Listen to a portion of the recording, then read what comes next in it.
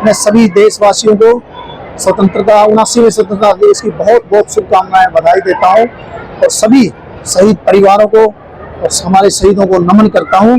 और मैं प्रभु से हमारे भगवान से मनोकामना करता हूं कि हमारा देश जो दिनों दिन हमारे यशस्वी प्रधानमंत्री जी के अगुवाई में जो विकास के नए आयाम स्थापित कर रहा हमारा देश है ऐसे ही आगे बढ़ता रहे और हमारा तिरंगा ऐसे ही लहराता रहे।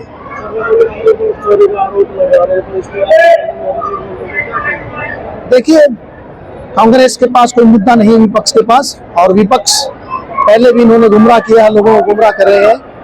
विपक्ष के पास मुद्दा नहीं है, मुद्दा विहीन है।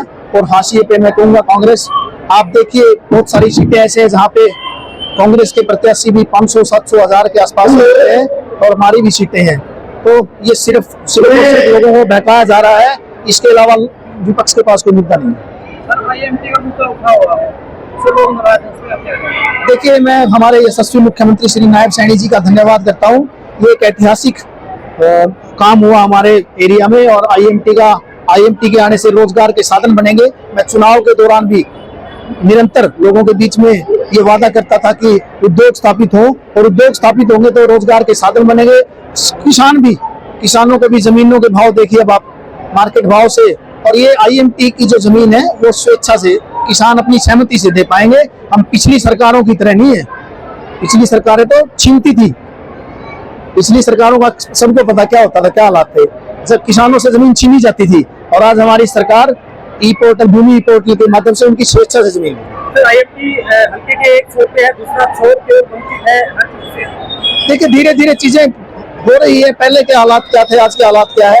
मैं यशस्वी मुख्यमंत्री जी का और सरकार का फिर धन्यवाद करता हूं कि हमारे एरिया को आईएमटी के लिए चुना गया है। ये हमारे लिए ऐतिहासिक फैसला है। और मैं सबसे विनम्र निवेदन भी करता हूं, आप हमारे छायाकार पत्रकार बंधुओं के माध्यम से, कि लोग इसमें कोऑपरेट करें, जिससे हमारे एरिया में रोजगार होगा, उद्योग स्थापित होंगे, रोजगार होगा और साथ में प्रोग्रेस होगी, डेवलपमेंट होगी एरिया की। देखिए, मुझे लगता है कि ये सब जो विपक्ष का फैलाया हुआ जाल है, मैं हमारे किसान भाई, क्योंकि मैं भी एक किसान का बेटा हूँ, मैं किसान भाइयों से पुनः अपील करता हूँ कि वो अपनी स्वेच्छा से जमीन दे सकते हैं, भूमि पोर्टल के माध्यम से जमीन।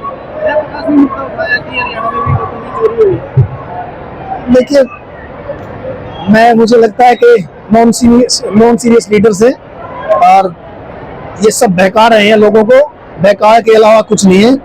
और विपक्ष के पास कोई मुद्दा नहीं है, मैं फिर कहूंगा, और लोग अब इनकी बहकाई में नहीं आने वाले। स्वतंत्रता दिवस समारोह मनाया गया, लेकिन बहुत सी मूलभूत सुविधाओं की कमी आज भी हल्के के अंदर है।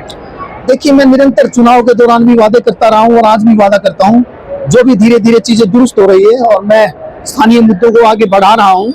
आप सबको पता, मेरे पत्रकार छायाकार बंधुओं को पता है कि स्थानीय मुद्दे पहले छुपे हुए थे, लेकिन मैं सबसे पहले भी ये वादा कर रहे थे, धीरे धीरे चीजें आगे बढ़ रही है। और जो समस्या किसी प्रकार की भी है, मेरी विधानसभा उचाना में के साथ साथ हरियाणा में और पूरे देश में कोई समस्या धीरे धीरे नहीं रहने दी जाएगी। और हमारा जो सपना है 2047 का विकसित भारत का, उसमें 100% हमारा 2047 में विकसित भारत का सपना पूरा होगा।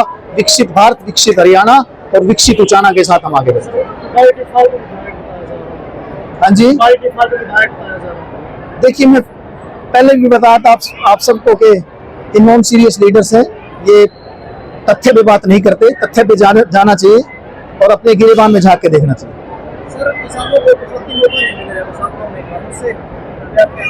नहीं, देखिए, कई चीजें हैं इसमें। सरकार ने संबंधित अधिकारियों को और हमने भी संबंधित अधिकारियों को बोल दिया है कि जो भी हम किसान भाइयों की मदद कर सके उचित मदद मिलेगी और सबके खेत तक पानी पहुंचेगा।